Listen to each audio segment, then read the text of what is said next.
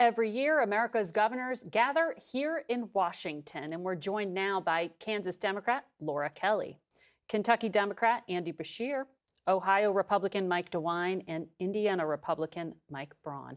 Thank you all for being here and having a bipartisan conversation. They are rare these days, and we enjoy them. There's so much to talk about, but I need to start on this big decision from the Supreme Court because it has a huge impact on the economy, including in many of your states. It was a 6-3 ruling from the court that President Trump exceeded his authority when he imposed tariffs on certain items by using this 1977 law. A dozen states and a handful of small businesses had sued over these tariffs, which is how it ended up in the courts in the first place. So let me start with you, Governor Kelly. What impact will this have on your state? Do you know yet? I don't know the specifics, but I'm hopeful, optimistic that it will settle some of the issues that we have, particularly in our agricultural industry. They've been hit very, very hard by these tariffs, and I'm hoping that this court decision will reverse some of those and allow them to get back to business again. Governor Beshear, Kentucky bourbon had been hit hard by those retaliatory tariffs. Yeah. Does this ruling do much for that industry or more broadly for your state? Yeah, I hope so. Tariffs are a tax on the American people. We've seen studies that show that 90% of these tariffs are being borne by American business. Those are all in our states as well as our people. We've seen parts of the economy slow down because of it. It can add 30% more cost to a major new construction project, which could slow down new jobs coming to our communities. Bourbon's been hit hard, and now this is the second straight time. And this is from a state where both of our U.S. senators and this governor, despite being in different parties, are all against tariffs. Governor Braun, for you, what are you seeing out in Indiana? Because we checked the stats and it looked like your auto and machinery manufacturing have lagged a bit. The Indiana Business Review says your farmers were hit hard by retaliatory tariffs. Is this going to bring relief? So Indiana's, along with Wisconsin, the two biggest states per capita manufacturing. So tariffs would have been a plus due to the industries that have been kind of hollowed out. You look at Gary, Indiana. That was the second largest city in Indiana. Steel goes overseas. I think the key is trade has to be fair and free. And from the Marshall Plan through rebuilding the global economy, we did some things that got that out of balance. I mean, we were in $1 trillion, give or take, annual deficit in trade, $2 trillion on our fiscal account. And that turns you into a debtor nation. So ideally, through reciprocity, you get things down and even, free and fair, and get back on an even playing field. Over those 40, 50 years, it got imbalanced, and I think that's where Trump was coming from. But the court said he overreached. Well, that's a constitutional issue, and yes, you're going to have to deal with it. In your state, though, you said you believed this theory that it might actually help bring back some of those manufacturing jobs. Tariffs, did you see that it did any of that? Yes, it was starting. I mean, the amount of investment that's coming back to this country that whooshed out of it, that created chronic trade deficits, that needs to be rectified. And you can do that through tariffs. You can do it through trade negotiations. And we were going the wrong way for a long time. So you think this is a negative?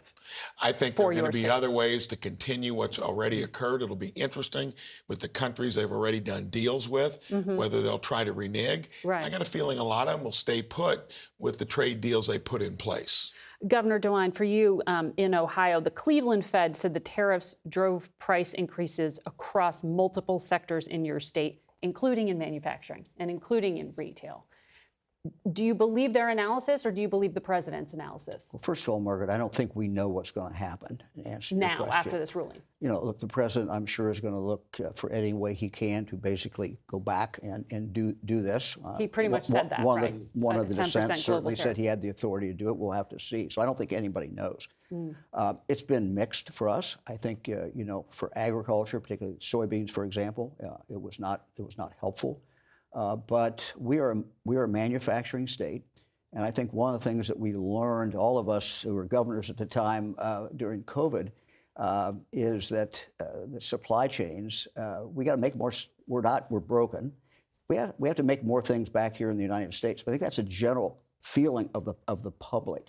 So I think as a manufacturing state, we're seeing some new investment coming in. It's hard to tell sometimes. Do you attribute it to the fact that they now have to be investing more and don't want to have the tariffs or not?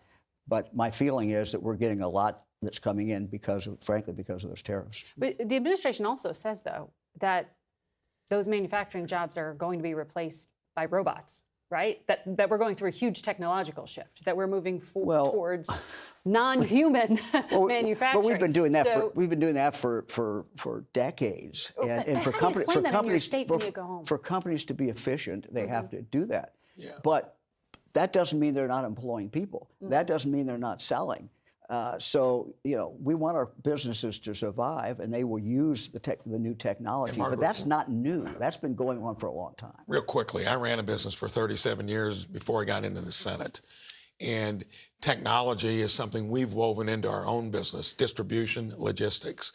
It creates jobs in many ways. What AI is going to do, where you take a lot of the mundane things that just take a lot of time, it's hard to tell where it goes. But if it increases productivity, it's going to be a blessing. And that's really how you bring prices down in the long run. Let me quickly ask you both, since you were in the room at the White House when the president was passed this note that the Supreme Court had just ruled, did he give you any sense of what he's going to do next? Was it exactly what he said from the White House podium, or was it different? It was very quick, frankly.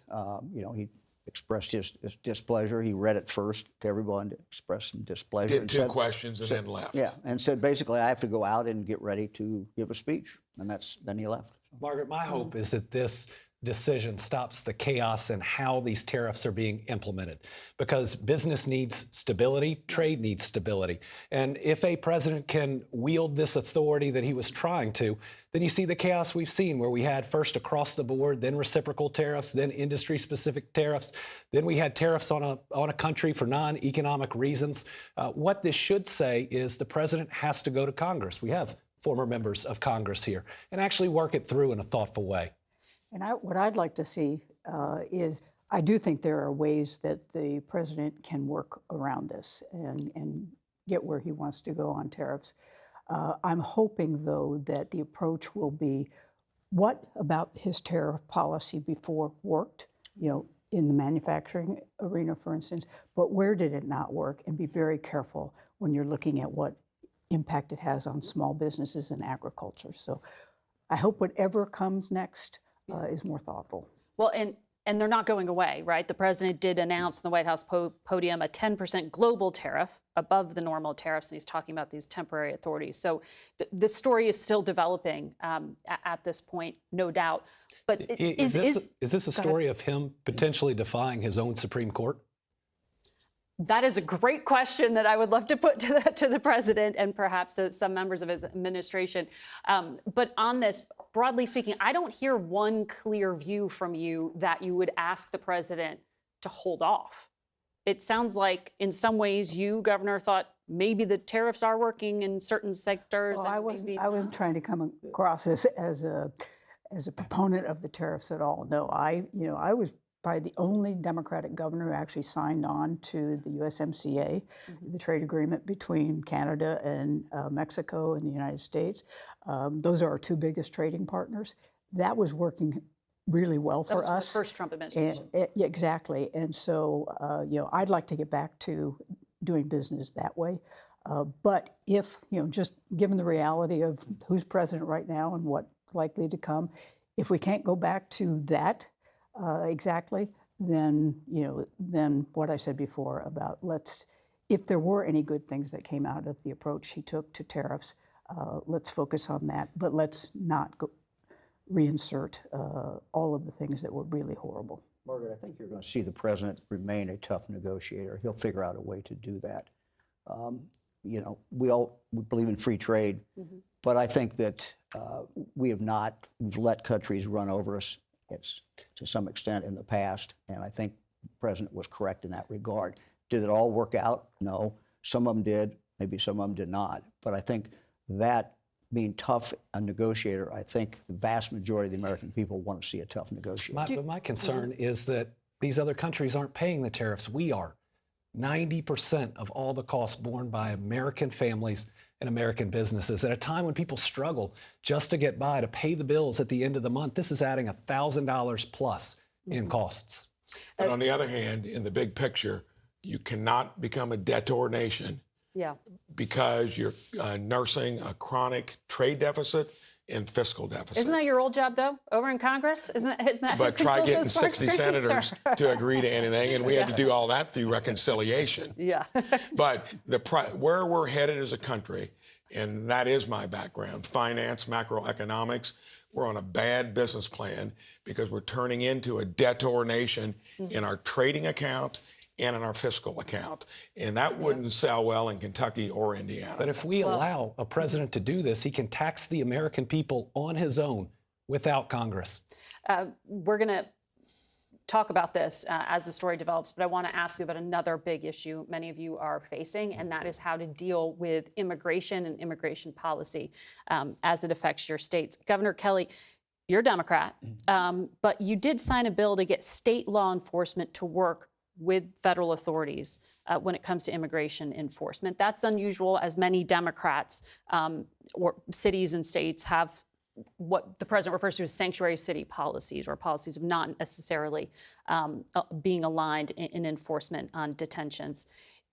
And one of the complaints is often that having local authorities involved is a drain on their resources, or it's a distraction for them. Why isn't that the case in your state? Oh, I didn't say it wasn't. We haven't. You think that cooperation is a drain on locals?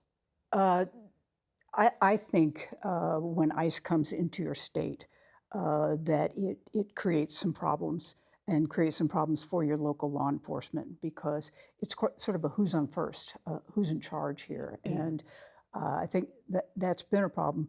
My approach has always been, when we work with the federal government on anything, whether it's disaster relief or with our National Guard, we look for ways to cooperate and partner. That's what we want to see, if they're going to come in and try to do immigration enforcement in our state. Have you had that communication from federal authorities about? No, Okay, no. I mean, and we have had. They've started now. We've seen some ICE in some of our communities, and we are, I mean, the whole idea of picking up criminals who are here illegally is nothing new. That happens on an everyday basis, and it has for years. So we don't have any problem with that. What we would like is for ICE to then work with our local law enforcement so that if they want to come into Kansas communities, work with us so that we can go after those targeted folks, not sort of what we saw in Minnesota, where it's just a free-for-all. Governor Beshear, in your state, the Republican legislators want to pass a bill to force the state to work with ICE, as I understand it. You're not a fan of this idea. We'll see what happens in my state legislature, because at the end of, I think, last week, 2 of our Republican senators got up on the Senate floor and talked about how they thought this immigration enforcement had gone too far. For me, I believe that border security is national security, and we needed to tighten our borders. We also have to enforce our laws as a nation, but how we do it shows our humanity or our lack thereof. Shackling people's legs, putting them in cages that we would not put animals in is wrong. And Where have you seen that? Well, you see it in the pictures coming out of the Alligator Alcatraz or other facilities. We read about kids getting sick and not getting the health care they need in the Texas facility. But the tactics of ICE show that there is a significant training problem. Far too aggressive, and there is now an American body count. They believe they can go into an American citizen's home with just an administrative warrant. They cannot. So I've called for the retraining of all ICE agents. And in the meantime, if they think there's a violent criminal in Kentucky illegally, send us his or her name. We'll go get him. You're talking there about administrative versus judicial warrants and the ability to enter. Do you then appreciate what's happening here in Washington with Democrats cutting off some of that short-term funding for Homeland Security on that issue along with others? I do, and I wish we didn't have to be at this point, but we have an American body count. We have at least 2 ICE agents that are being investigated for perjury. We have others, Americans that have been injured or hurt that shouldn't have been. I was the top law enforcement official in Kentucky. I've never seen a law enforcement agency, state, local, or federal, act with the same tactics that ICE does. And these are on our streets. These are in our cities. They would argue that the amount of immigration was at such unprecedented levels that new operational things had to be adapted. That's what the administration argues, right? That they have to do the tough business now. You're not buying it. Watch the videos. This is not how law enforcement acts. This is not respecting our rights as Americans. It's wrong. Governor DeWine, in Ohio, your state has been the focus of the Trump-Vance campaign during 2024 and of their administration now, particularly the Haitians that you have, tens of thousands in the state of Ohio.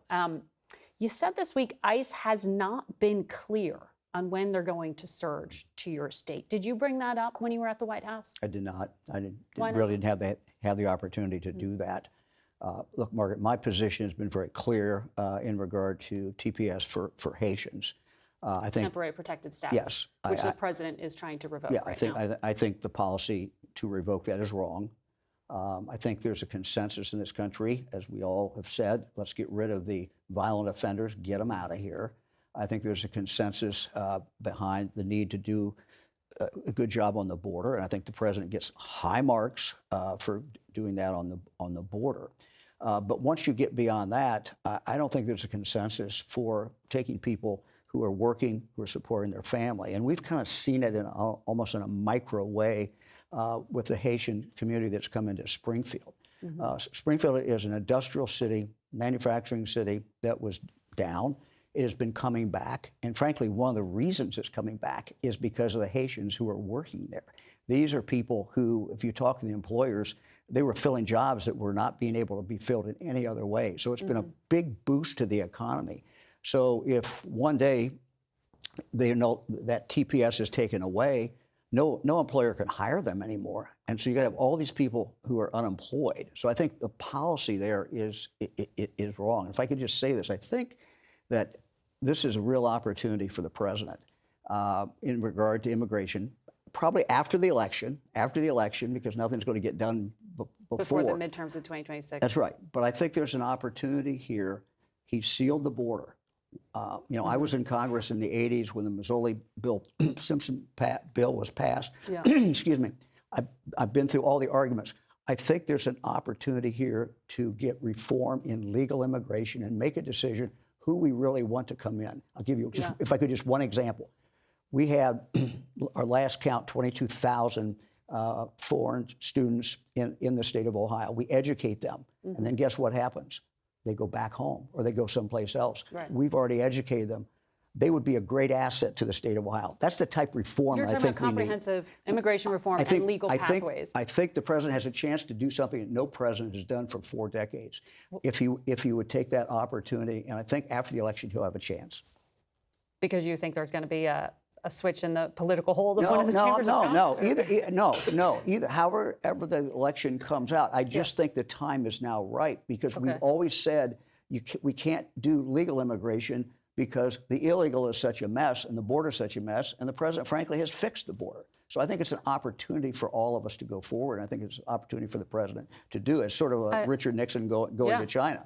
I hear you on that. And we'd all love to talk about policy. We'll see. But respectfully, the president's not talking about any of what you just laid out, particularly when he's talking about Haitians in Ohio. Everyone remembers that campaign with the claim they're eating cats and dogs. You're talking about hardworking people who are legally here and continuing to work. And my position has been very clear. I'm against them losing. You are clear. But are you making that clear to the president's immigration team?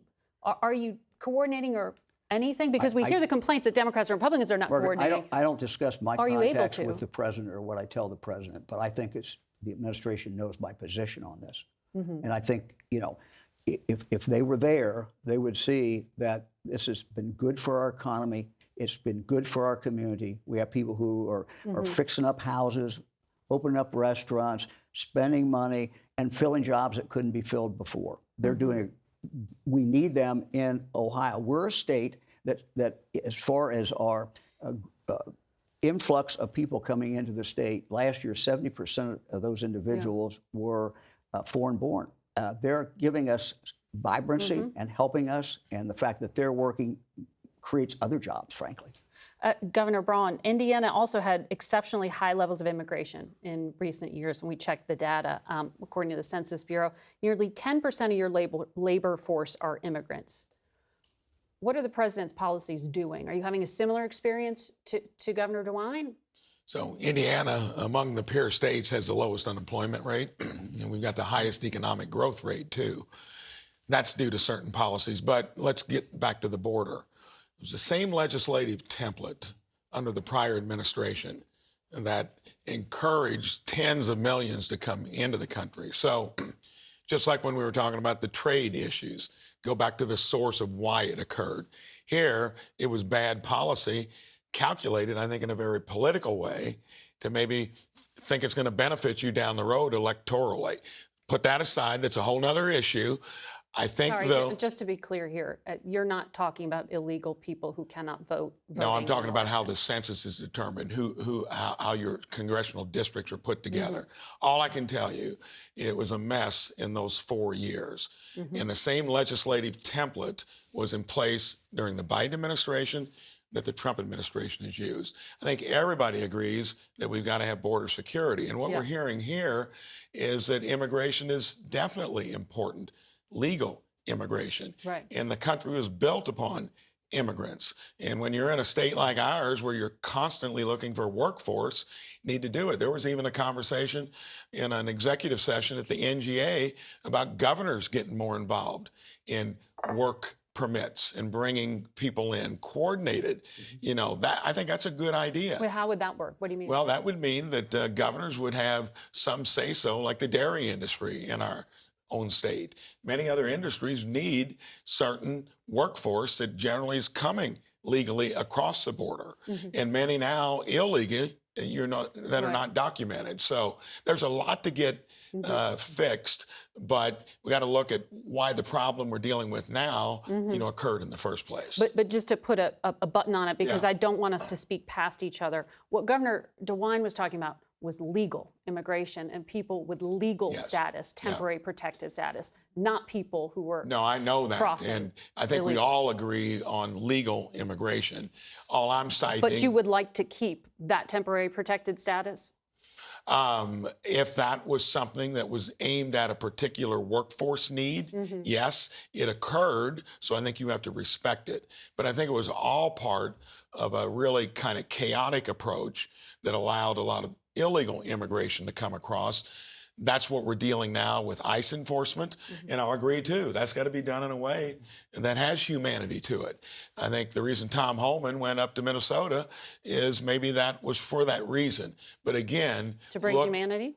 To do something other than what we were seeing, to try to put something together that was going to be different from what was occurring there. But again, I think you got to respect why did it happen. And this was due to bad policies in the prior administration. That's why we're dealing with all this. If I could just jump in here. You know, I've been governor now for 7 years. I was a state senator for 14 years. So we're looking at over 20 years. Immigration, legal immigration, and workforce have been issues forever. These are decades old. This didn't start in the Biden administration. And, you know, it's not only the Trump administration. This is just, and I hope you're right, Governor DeWine, that when this election is over, that we can sit down and have that really important conversation and get something done so that we do have a common sense, responsible immigration policy that meets the needs of our businesses and our communities. It's full bipartisan agreement on that one. That cooler heads prevail and policymaking actually happens? Yes. Yeah, that we actually do the math and get the law right. Yeah. I just want to move us along here because you touched something that I want to bring to the table as well, which is just the environment we are in and how difficult it is to get things done. Governor Braun, there were at least 12 state senators in Indiana targeted with swatting or bomb threats this fall. And that happened after the president faulted you as well by name in a social media post for I not. was one of those targets as well. You were, and that's why I want to bring it up to you. You were being faulted by him for not getting the votes to redistrict your state and carve out a more favorable voting map for Republicans. That's because he didn't understand all I could do is call a special session. Okay, so be clear on that. That the president didn't understand. Well, I don't Indiana's think law. that's the only thing I, as governor, could do, and that was to call, which I did. Okay, I'm not faulting you, sir. Yeah. But are the elected officials, though, who don't deliver the president what he wants, Well, at risk? I mean, that is difficult for you. I mean, you're having to explain that. I think there's a political consequence to anything that you do, and in this case, when it bucks the president. well, in this case, every other state that was requested to do it did it. That doesn't mean that the next state has to, but let's look again. I always like to look at the root of the issue. The root of the issue is that Massachusetts, which is a same-size state we are, for 20 years, 60-40, blue-red, we're 60-40 the other way, has gerrymandered to where there isn't a seat in New England, the place where there are a lot more electoral votes than the 4 or 5 western states that hardly have any congressional districts. They've done it. I think what he was looking for is an even playing field. And now it's kind of back and forth. I don't know what we're going to end up with. He was looking for a Republican majority. He said it out loud. Because I think if you look at it, the other side is gerrymandered more effectively over the years, and that's what he was after. And Democrats, no doubt, Governor, are gerrymandering as well. I want to give Governor Donald Trump Beshear. credit. He owns his policies, and he just said out loud, I want more Republican seats. And that's because of the best example cited, New England, been gerrymandered for years. They've been faster-footed than we've been on that issue. And California as well, jumping in on that. But Governor DeWine, we're talking about the environment we're in right now. And when I brought up the Haitians in your state, I mean, you have also brought that has brought national attention to Ohio, the president's messaging around this. You've had bomb threats you've talked about recently. How do you deal with that? With this level of rhetoric and managing that? Well, when that came up a year ago. But it's continued. I understand. I mean, you asked how we deal with it. We deal with it. The schools, the superintendent wanted to close the schools, felt he needed to close the schools. They were getting bomb threats every day. And so I called him up. I said, what do you need? And we put in the highway patrol in the schools. And we kept them in for 3 weeks. Look, you do what you have to do. That's what all governors do. You do what you have to do. We wanted those kids in school, and that's what we did. I mean, the bigger question is how do we tamp down the rhetoric from both sides, and how do we, get things done? And I think one of the things coming out of the last 3 days of the National Governors Association, whenever we get together, it's pretty clear we're all problem solvers. Yeah. We deal with problems every day. We solve problems, or we try to solve problems every single day. And I think, to me, that's where our focus needs to be. Let's solve the different problems that we have. Well, and that's what's interesting in the dynamics both of you have in your states as Democrats, but with states that voted overwhelmingly for Trump and states where you're dealing across the aisle with Republican-controlled legislatures. How do you govern as a Democrat in this environment? And are there lessons? I mean, is that too simplistic to say that there are lessons on the state level you can bring to the national level? Well, my approach has always been to go across the aisle, form relationships, and get things done. I started, the day I walked into the state Senate in 2005, I was one of 8 Democrats and 32 Republicans. It was very clear to me, if I didn't make some friends across the aisle, I was never going to get anything done. And just like Governor DeWine said, we're problem solvers. We get into these jobs because we want to do something. And so that was the approach I took then. And I think that's carried over into my time as governor. The relationships that I formed in the legislature has boded well for my time as governor.